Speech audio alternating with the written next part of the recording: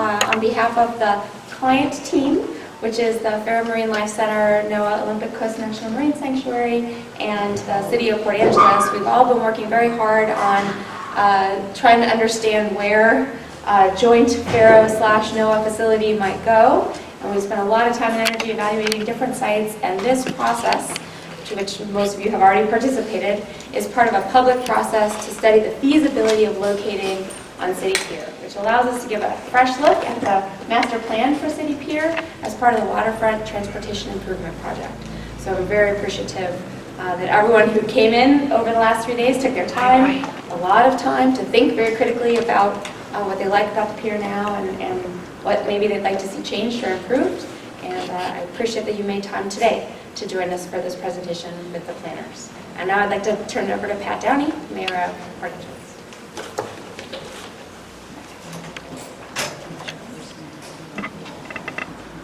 I won't add too much more than what she's just offered up. On behalf of the City of Port Angeles, I want to thank all of you who have come and who have participated. Bill, do you have any idea of how many people? Over the course of the 2.5 days? Well, not just this specific access, this exercise, but the one preceding it when you were here with the comprehensive plan process. When we had these meetings together, I think I'm going very to popular. probably 200 to 300 at least. Not more. Some of the same people. But I really want to thank the folks from Studio Cascade, Steve Zenovic, who's hiding behind the pole over there. And on behalf of the city, just deeply appreciative of the professional community who have been much a part of this process for a long time. I'm kidding with Bill a couple of times recently that he ought to move here, because he's been such a part of our community. But I want to say personally, I've always used planning as a work in progress. I have a little sign in my office that describes the 6 phases of a project, and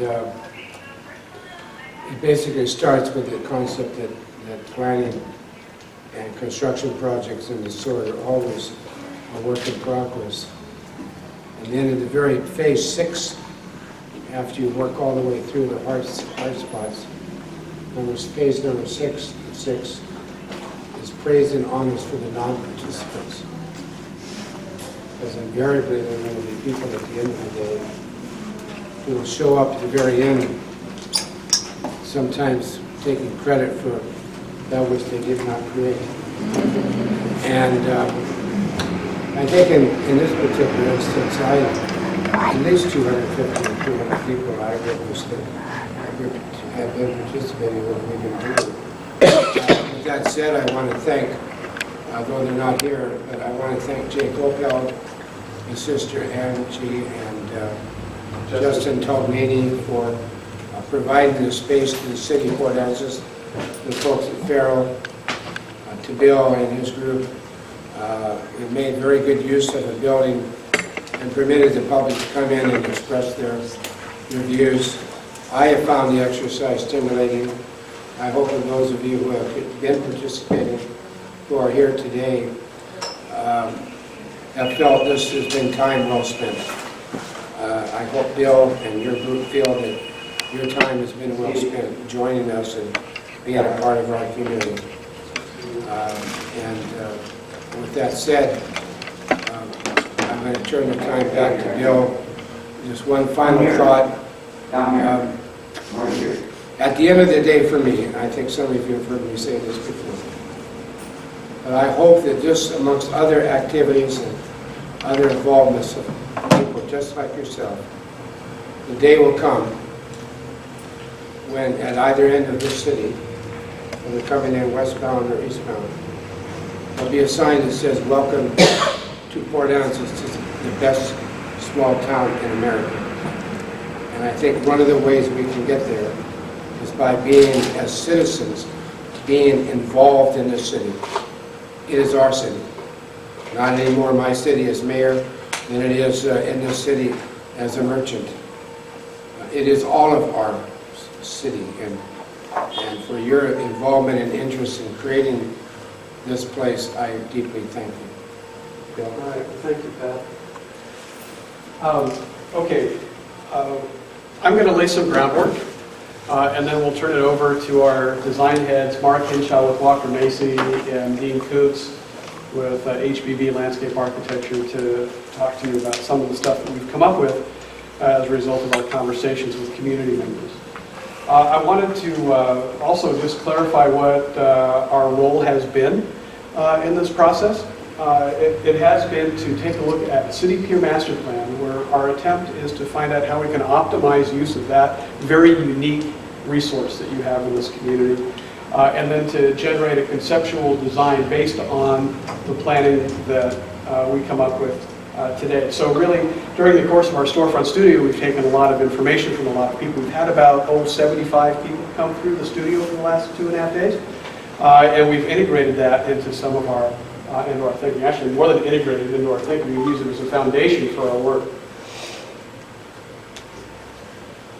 And here's a little bit of a summary documentary of that process.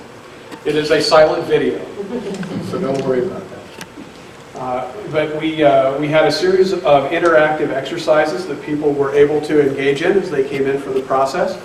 And every day we were able to offer a little bit more for people to come in. So if we had repeat attendees, and we did, they would see how our thinking was evolving in response to what they're saying. That's one of the things that is unique about this type of a studio process, is that everything is out and on the table, so as people are coming in, they can see what we're thinking and they can see how we're responding to comments that other people made. We also had an exercise where folks were putting up comments. You'll see the boards on the back, and after our presentation, I'd invite you to take a look at those. But we did it in that way particularly so that people visiting the studio can see what other people have had in terms of suggestions for various features to be put in the pier. So anyway, it's a great format for this type of an exercise, and I think the community has taken some advantage of it. When we came in Thursday afternoon, we really had nothing except a base map. So what we wanted to do is we wanted to brainstorm some guiding principles to help us understand how we would approach this exercise. Some of those principles were based on what we found during the Waterfront Transportation Improvement Program, but some of it has also been derived from conversations with various stakeholders who volunteered their time to talk to us. So on this pillar here in the back, just to take advantage fully of the metaphor, are the pillars of our design approach, where we want to make sure that every possible solution that we consider is anchored. Oh, on this pillar right here. It's actually rewarding those who sit closer. Anyway, so that really has been the underpinning of our approach, to make sure that every alternative that we consider, to some extent, addresses those principles. And as we've been going through this process and weighing the principles and the trade-offs that are implied in these things and how to balance them, we came up with a more refined set of program goals, which are on this other pillar next to Mr. Zenovic, where we're trying to articulate more specifically what it is we think the pier has the potential to achieve.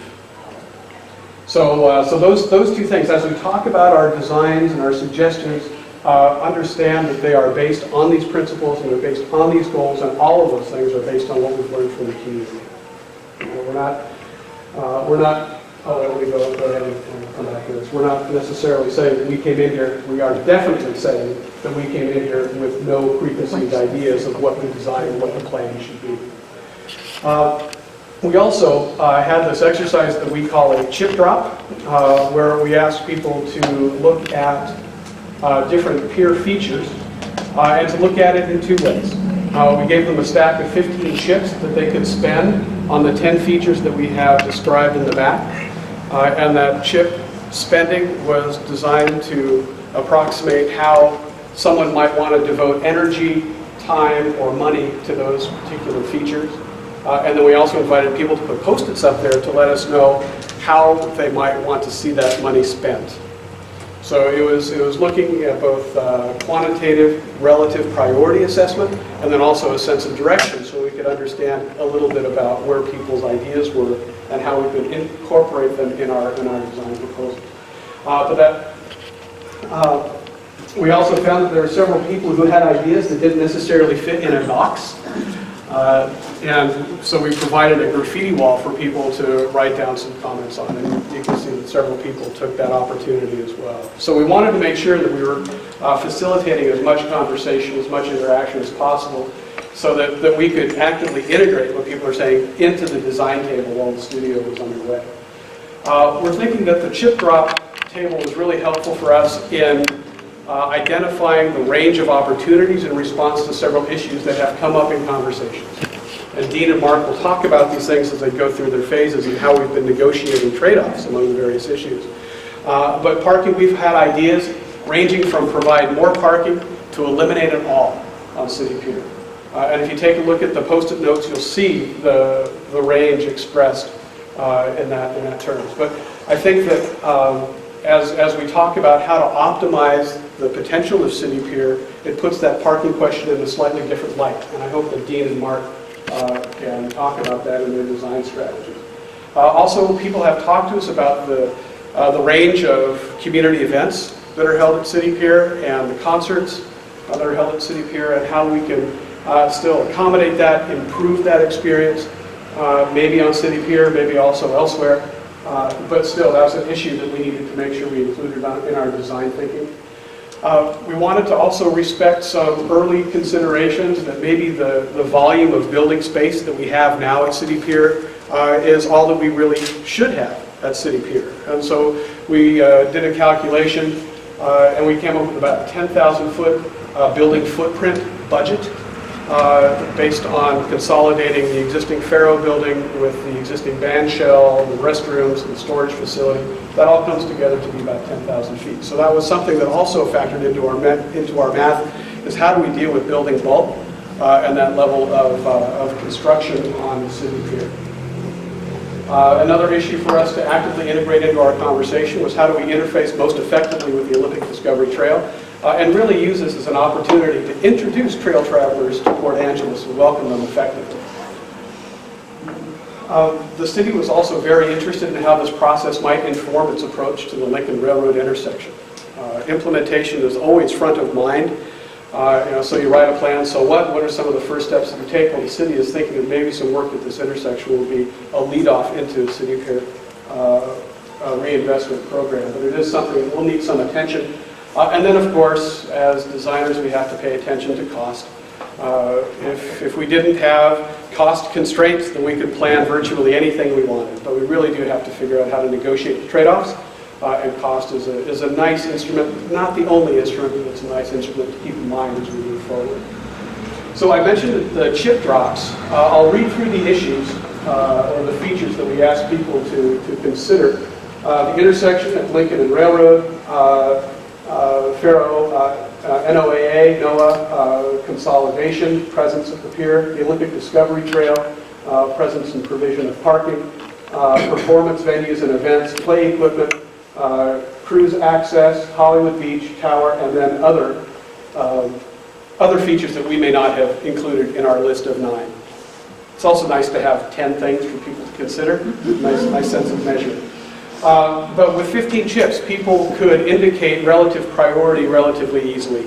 They could afford to put a couple of chips on one choice and not leave one wanting. We've done this exercise before where we've had 10 chips for 10 choices. Sometimes that leads to fistfights. So we wanted to allow people to emphasize without necessarily sacrificing. And when we take a look at the chip count, we see that the sentimental favorite is NOAA Feiro consolidation, but also we have some other elements that seem to emerge with some prominence in this overall chip count.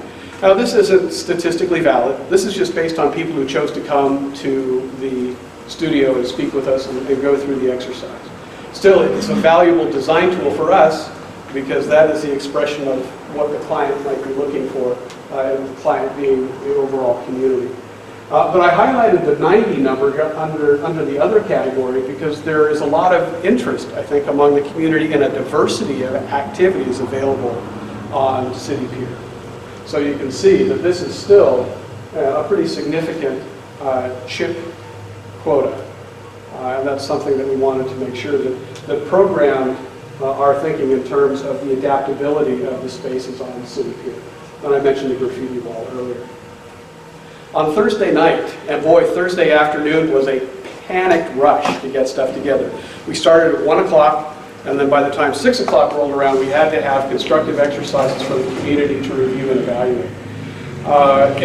Those are here on the side wall, and I'll go through these relatively quickly so you can get a sense of what it is that people were considering.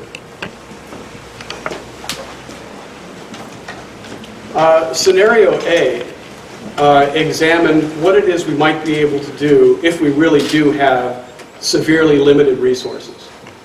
If our priority was to make City Pier safe, if it was to make it look shiny, if we were going to find ways to improve the parking area, improve the trail connection, make the existing Feiro building stronger and suitable for another 20 years of occupancy, this is what Alternative A is all about. It is not transformative.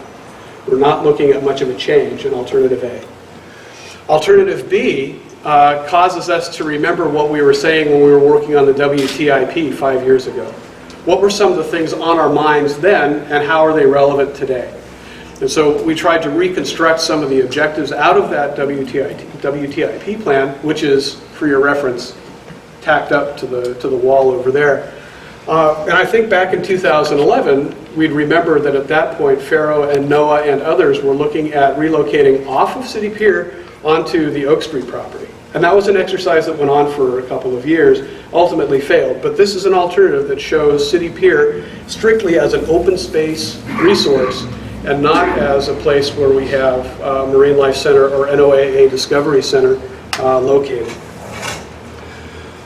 Scenario C is the one that really explores what can be done within that 10,000 square foot budget that I was talking about before. How can we consolidate the structures on City Pier so that we can accommodate the collective mission of Feiro and NOAA and concert venue and special event needs without exceeding the 10,000 square foot maximum. So this one explores the options available to us and the constraints that we need to manage if we're looking at this type of a building mass upper limit, 10,000 square feet.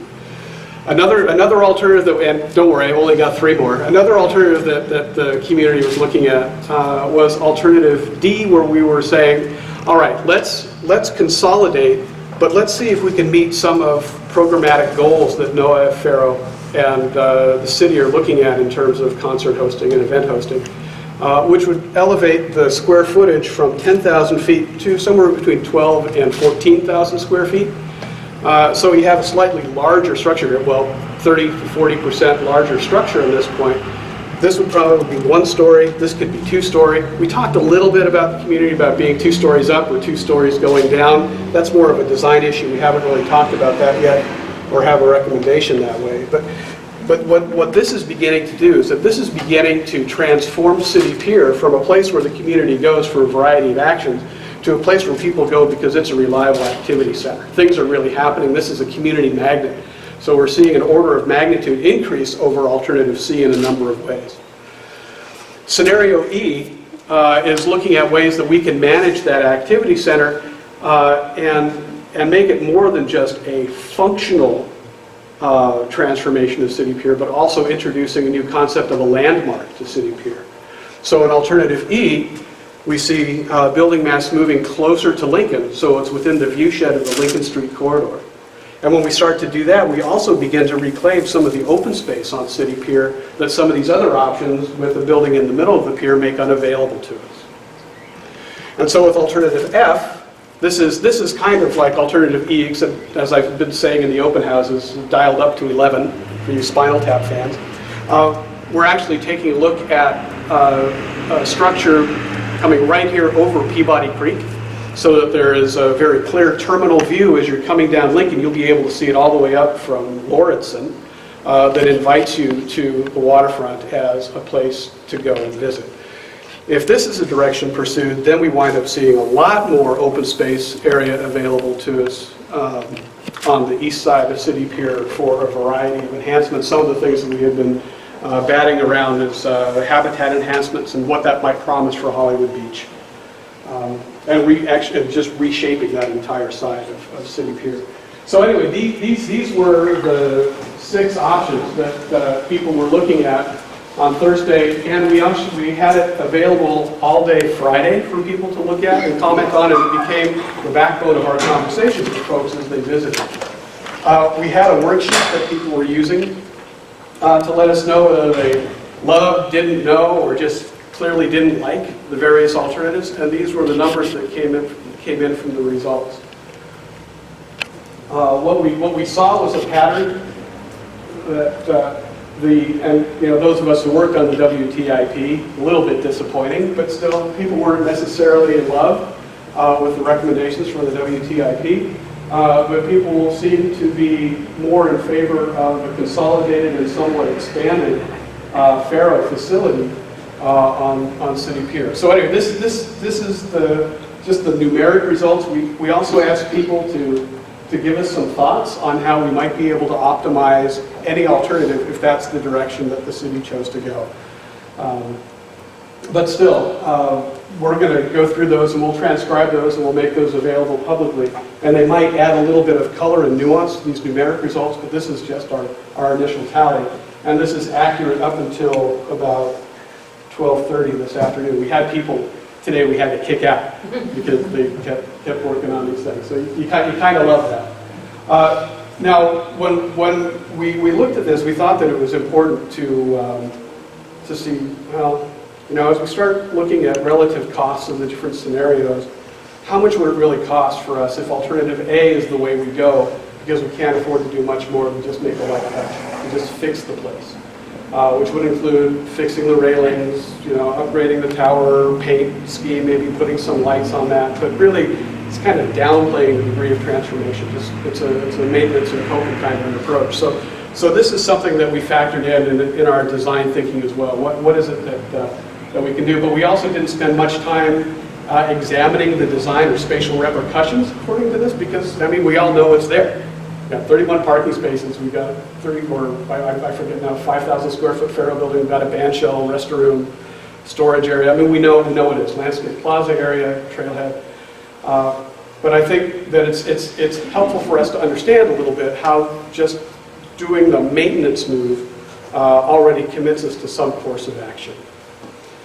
So the next step is really to explore some of these other more transformative approaches that respond to the conversations we've been having during the course of the last 2 days. Pete? Thanks, Bill. So as Bill just went through, we had a great response on options D, E, and F on ways of organizing space. Also through the CHIPS, Hollywood Beach, the Olympic Discovery Trail really popped out along with Feiro. And taking that information along with all the other comments that we got from everyone who participated, we really looked at how do we consolidate these programs, how do we just consolidate these spaces into more master plan level concepts. So we ended up creating 2 master plans. We give them names so it's easy to refer to them. Peabody Place and Clallam Cove, those are what differentiate the 2 by name. Now there's some comments that lend themselves more to an overall overall application to both concepts, to all master plan, no matter what you do. Things like cultural awareness, integrating signage, wayfinding, educational opportunities, a maritime theme. Those things are all things that get expressed in the detail of your master plan. And so that's stuff that will be added in the master plan report itself, but aren't necessarily reflecting in the shape of the spaces that we have. So those kind of items, we have those and they're collected and they apply to everything on the 2 boards. There's also some similarities between the 2 that, no matter what anybody was talking about, there's pretty much a consensus on already. Some of those similarities between the 2 options are looking at the tower and what can be done to enhance that through lighting, through color, maybe a little redesign. There were some suggestions of glassing it in, providing something so that there's concessionaires out there so it becomes more of a destination, more comfortable, more protected. Also not obstructing views from that area. So those were some of the comments that we got for those, and we just have those in both of these as well. Same thing with the floating docks. They provide moorage, opportunities for doing education down on them, as well as a simple addition of adding diving ladders at the ends, which would activate those for more recreational opportunities, in addition, not just for boating. So those are the same in these two as well. So some of the differences, well, go into some of the similarities too.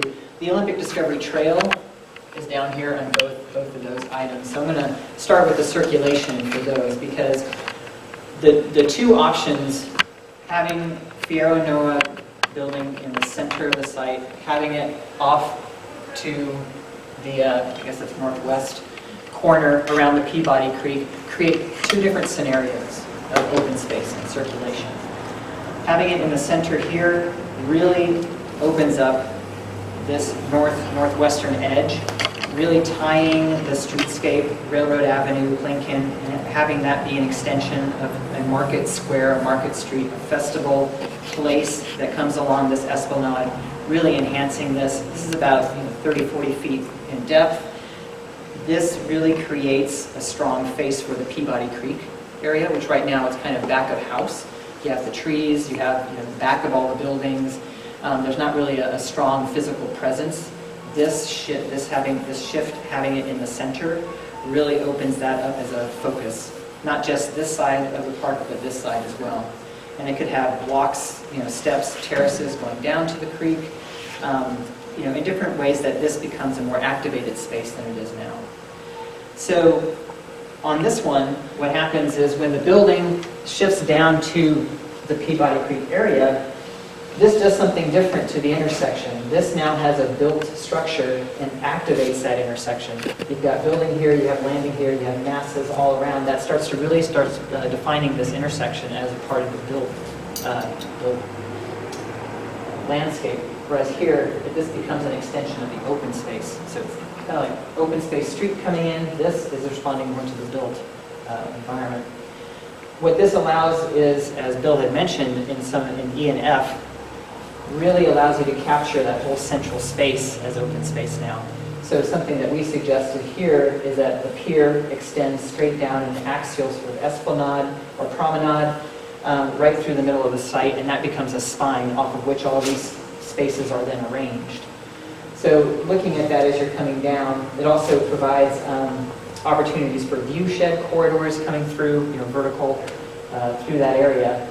So what it ends up doing too is looking at the outdoor performance area where it is now. Some of the suggestions that we had here, it's rather similar to here, a few subtle differences, but shifting that boardwalk away, shifting it away, taking care of this riprap, but that provides a great opportunity for habitat restoration along there, near shore habitat, tide pools, another education opportunity. It really allows this to become far more of a natural edge to the park. And that's very similar to both concepts. This one would probably be more just in the amount of square footage that it opens up than in that one, but in both scenarios you have that opportunity. The other item is it would be great if there were more lawn space, if it was more of a natural, not so heavy paved. This one focuses a bit more on having outdoor stage area, reorients it somewhat. This one is a little more flexible in that it doesn't actually define a space for a stage, let's say, so that when there's not something going on, it still is useful and a space where someone can go. And then also providing a line of trees for windbreak along that edge. Some of the main differences as we're moving down to the beach, this one's far more similar to what you have now. You have beach and then you have like a play area. This allows a stronger connection with the Olympic Discovery Trail coming out over to the pier, a circulation pattern that you can either just go right through the railroad or you could go up into the park and come around. So this provides a bit of flexibility and circulation around the building. This one you have the Olympic Discovery Trail and Railroad, but it gets you pretty quick to that main spine, that main axis. So it's a bit of a different sort of circulation idea, but it really makes this the central focus of the circulation pattern. What this one does is this allows you to actually lay back the beach far more. This is almost double the size of the beach now. So this really allows you to focus on that, again, integrating play into the beach itself, so it's not just a standard playground, but things like a climbing boulder, which could actually be in the sand, or other things that actually integrate the beach and water access together with play. So it's not just, here's the play, here's the beach, here's the boulder, but trying to put it all together into one single coordinated piece. This also allows, with this slope now being far more gradual, a lot more, well, improved ADA access, accessibility, water access for kayaks or things like that, of that nature, without having all these sets of stairs and terraces and walls and things like that. So this is a far more gradual transition. This would be enhancing what you have currently. It's about the same footprint for the beach. This primarily, it just improves the circulation of the Olympic Discovery Trail.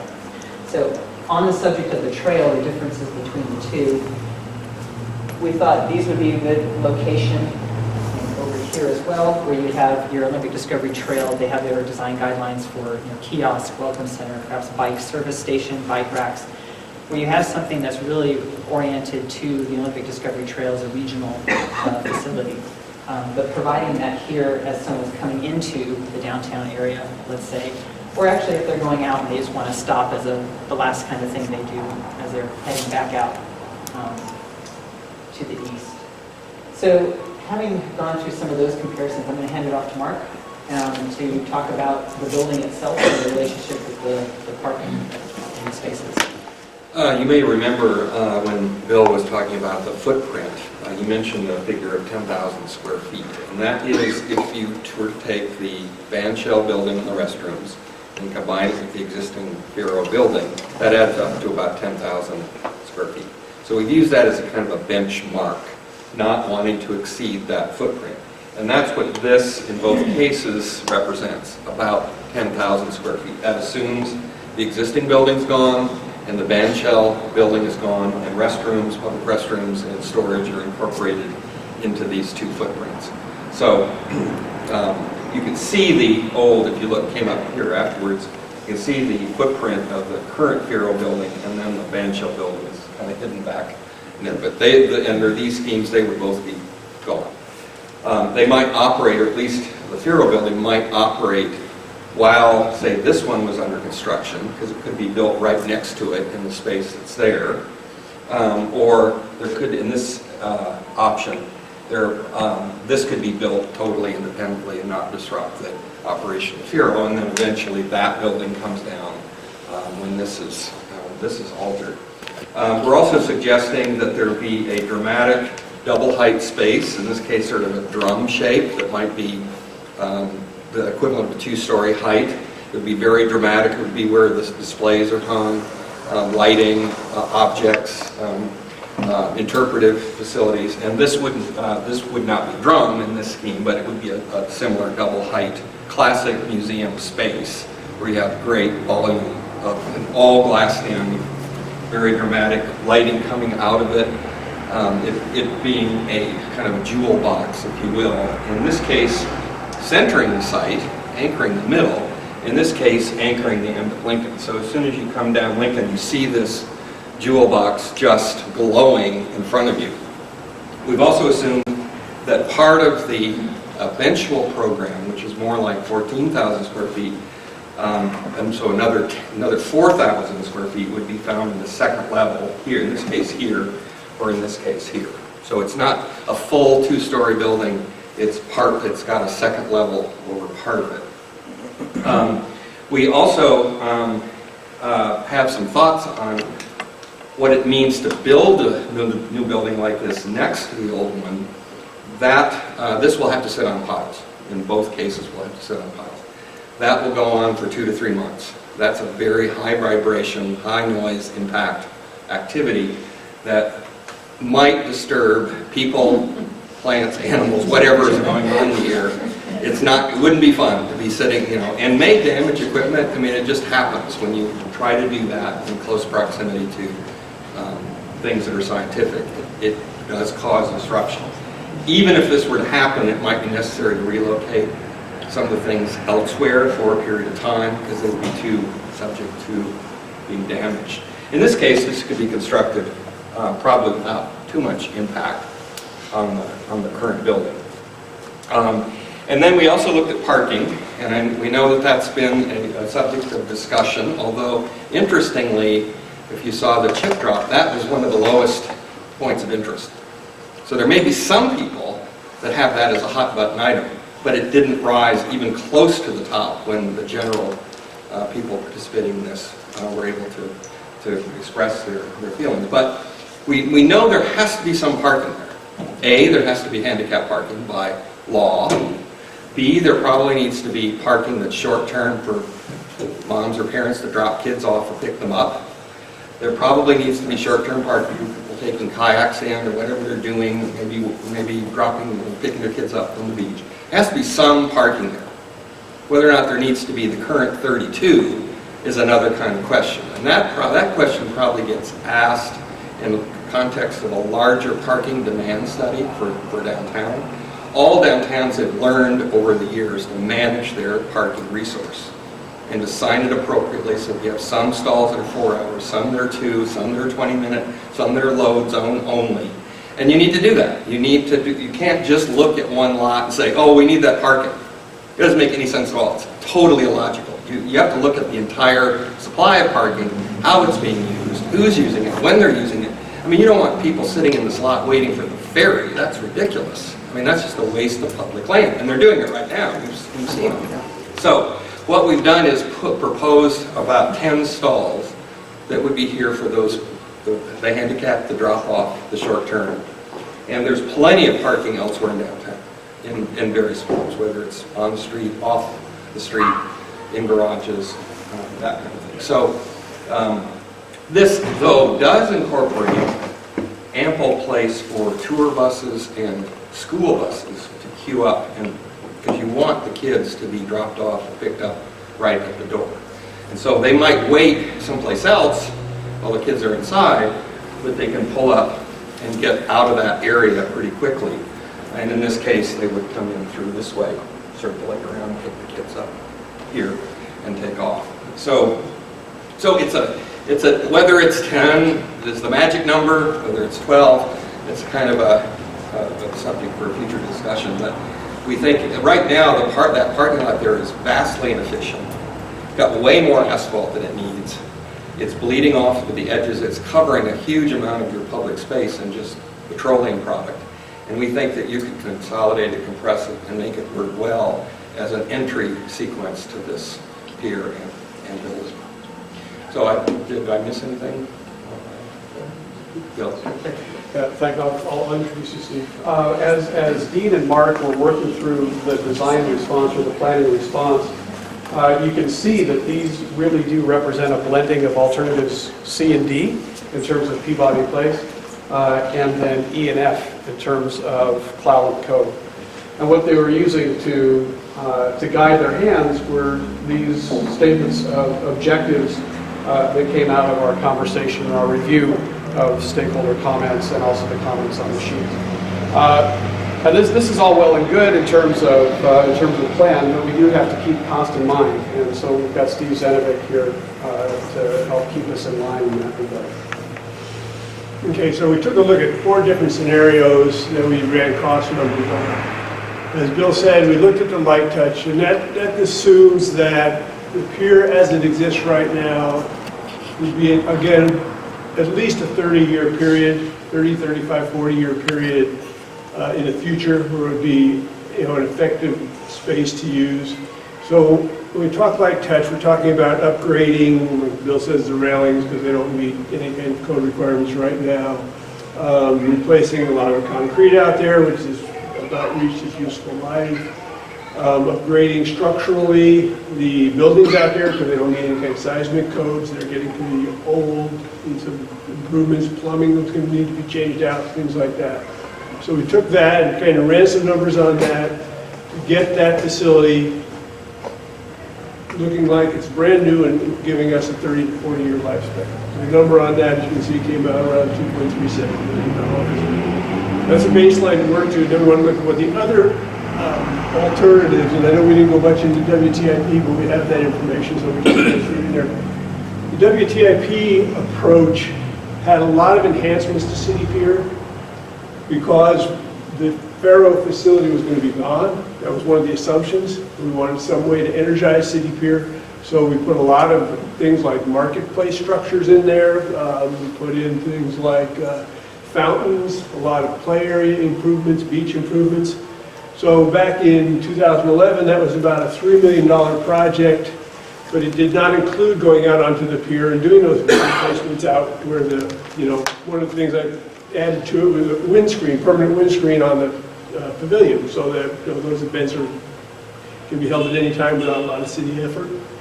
But anyhow, that basically ran another $1 million to $800,000 to $1 million to get it up to that level. So if we look back where we were in 2011, scaled up the cost till now, and then add the stuff, the tower improvements, the railings, brings us up to about just a hair over $4 million. And then I looked at these two concepts and ran some numbers on those.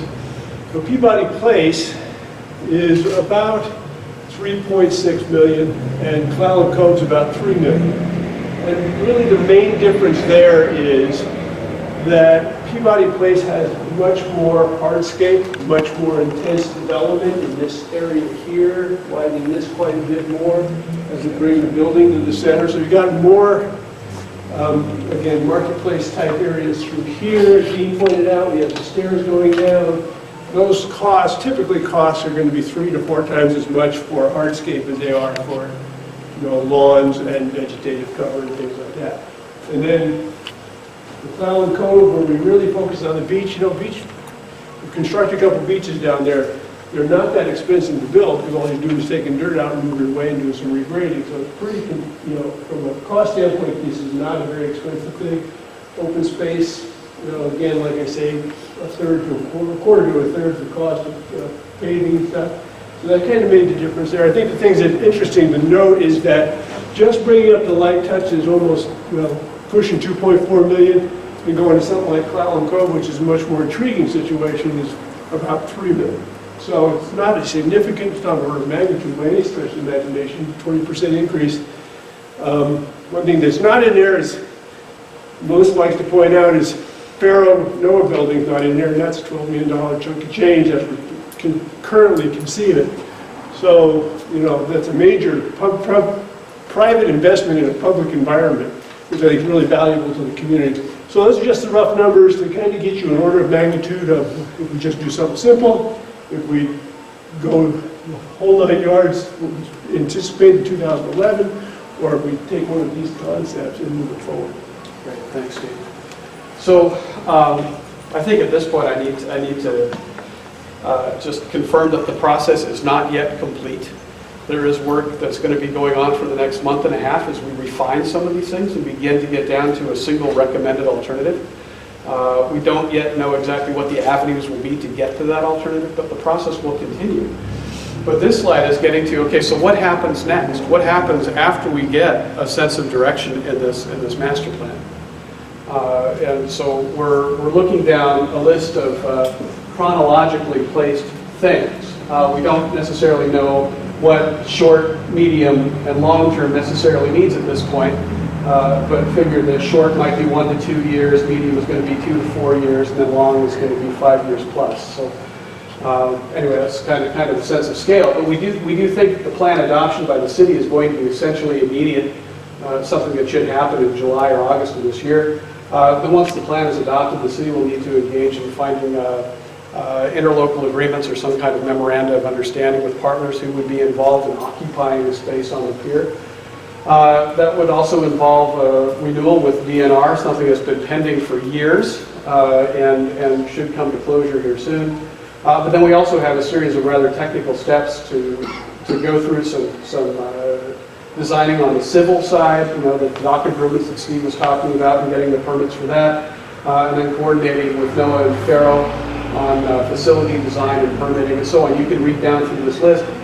But I think it's important to notice that the facility fundraising, which is going to be within the bailiwick of NOAA and Feiro, is something that will be happening concurrently. It's going to be short-term initiating so that they can actually create enough of a war chest to get into some of the facility design and permitting so that they have the resources available to deliver what they can promise.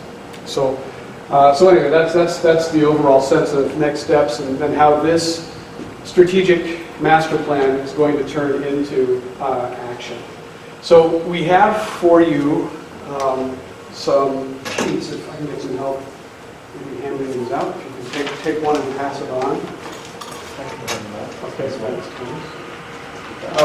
so these use what has now become a very familiar heart, question mark, or don't go there symbol, so you can give us some of your first blush impressions on either Peabody or Clallam, and let us know how you think these might unfold as a future for City Pier.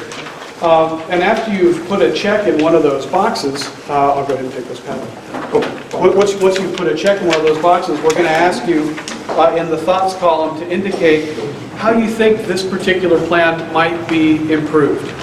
If you think it has something to do with a special enhancement to Hollywood Beach that you have in mind, if you'd like to see parking treated differently, if you have some questions about building architecture, if you have some thoughts about open space programming, this is an opportunity for you to tell us what it is you'd like to see. Because we do have another revision step to go through in terms of getting the plan pulled together.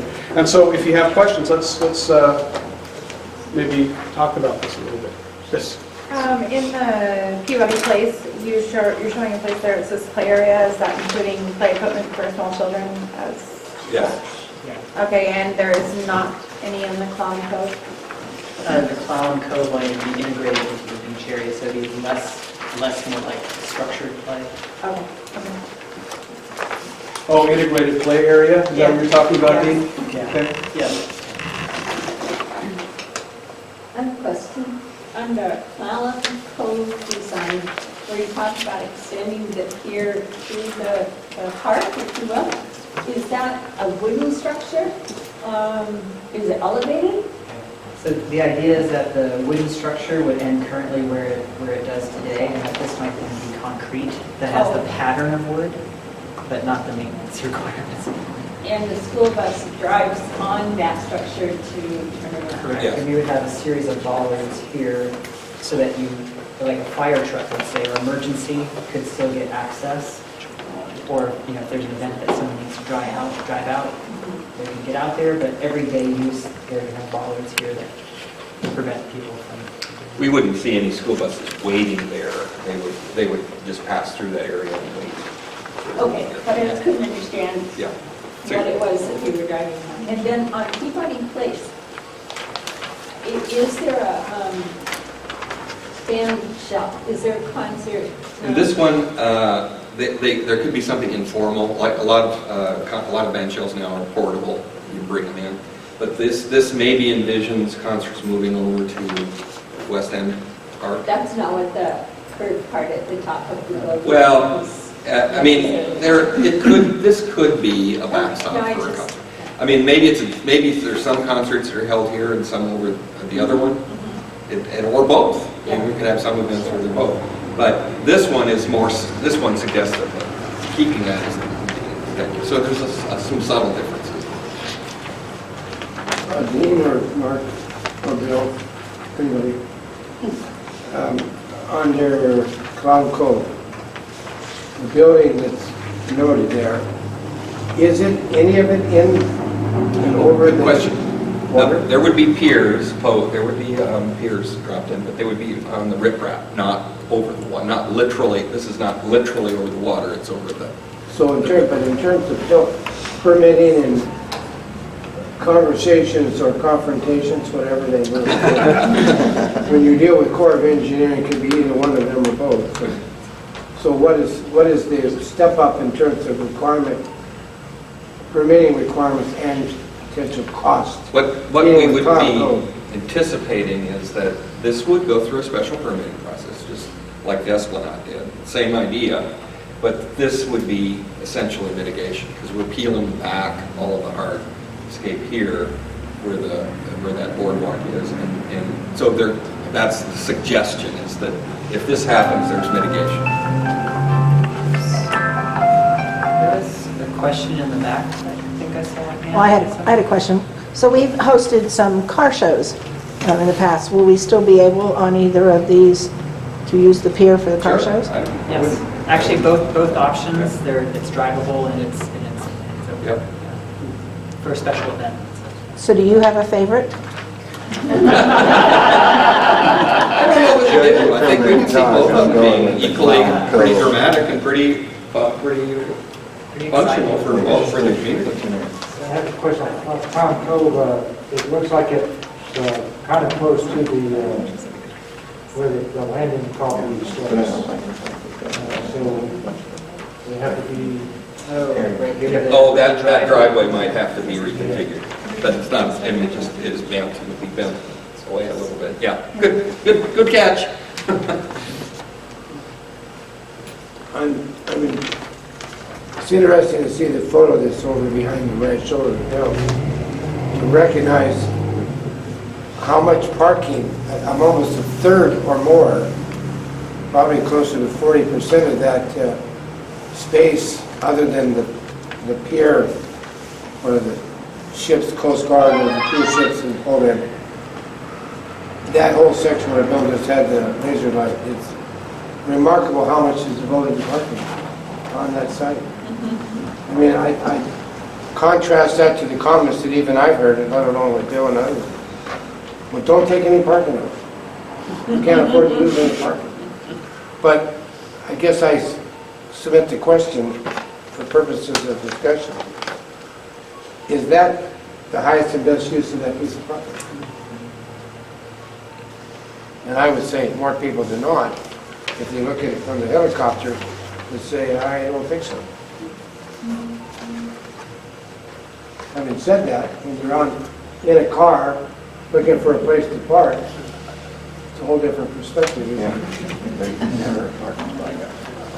Especially for the handicap. Yeah. So we already see people from all over the United States and all around the world coming to the Marine Life Center that we have right now.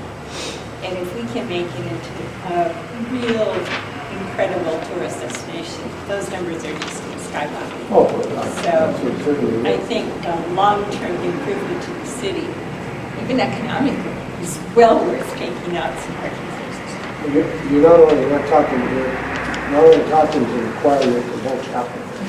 I'm sorry, what? I said you're not only talking to the Yeah. choir, but the entire chapel. Oh, okay. So, We're all here for I the same understand reason. that. I think the big difference is between people who live here or know the area and know where the parking is versus people who are coming here and they don't really know their way around. And I think that's where, from my perspective, I see the difference. Well, if Nathan West were here, I would be remiss if I would not point out to all of us that in the process of the WTIP recommendations and what has thus far been done with our waterfront, that we have added parking in the form of all the parking spaces that are in front of the Esplanade, which is where Mark is looking at right now. Perfect. So when you add up the total number of spaces that were then, before it all started, and what there is now, we've added significantly. We've just moved them down the block, if you will. About 22, if I recall. Going across, oh, go ahead. Between these two scenarios, impervious surface, do you have a sense of the difference between that? And square footage, I know. I ran those numbers through, I'll try to get it for you in a minute. I think it's probably similar because there's less here but more here. Those are kind of the two. But what's more dramatic, as Pat pointed out, it's actually not just parking. It's probably 80% impervious surface. I mean, the way it is now, it's just all paved. And, you know, this is a dramatic change. And Clallam Cove has far less impervious or pollution generating surface. Basically, we're talking over 50% more park surface in Peabody Place, I've got about 33,000 there, whereas in Clallam Cove, you only got 19,000. So, and of course, that translates into that much more home, lawn area and beach area. Are there options for making that, I mean, there's impervious surface and then there's impervious surface light. And can you? Oh, this could be pervious Yeah, we pavement. can make pervious pavement. I mean, Yeah. that's, I'm just thinking There's about a- stormwater runoff Right. issues, et cetera, decisions. Yeah, no, that could be pervious pavement. There is a debate afoot of how that actually does work. But, it could, people are doing it. But just simply, not having a hardscape plaza, but having lawn, I mean, that's, again, if the runoff from the pathways are directed into that area, you're already getting filtration, you're getting all the environmental benefits, versus now it's kind of just flowing off. And then, this is just shown red, but this could be all a green roof, or at least this part, maybe not on top of the big expanse, but this could be all a green roof. You mentioned earlier about possibly having like a second level on the building. Would the pier be able to support that? It would all be piles. It wouldn't be supported by the pier, they would go down. This would all be supported on a series of piles going down the bedrock. We're estimating yeah, 20 30 feet. to 40 feet. You'd have to do that almost regardless. So speaking of that, and maybe long-term need for future parking areas, the space between, and I'm going to point over here to, that going over Peabody Creek where you don't touch the water and you don't affect it, you're building above it, that whole plane could be used, that whole space. Yeah, but that's why we came up with that F over there, which does, it was a version of this where it totally spans this. But then you get into other regulatory difficulties with overwater coverage and... So that could be a plan B after, it actually could... Well, yeah, you could perhaps add on to this. So we're going to be around here for a little while because we do have to clean up the studio space. But we do want to get these comment sheets from you, and Thomas with Studio Cascade can help collect those. And then if you have other questions about the process, Dean and Mark can walk you through some of these things in a little bit more detail. If you have questions about Feiro or NOAA, you can speak with Melissa or Carol respectively. If you have questions about civil stuff, you can speak with Steve. And if you have questions about the process, policy, environment, priorities, what we've been hearing from the community, you can talk to Ryan Hughes or to me. So, thank you very much. Thank you.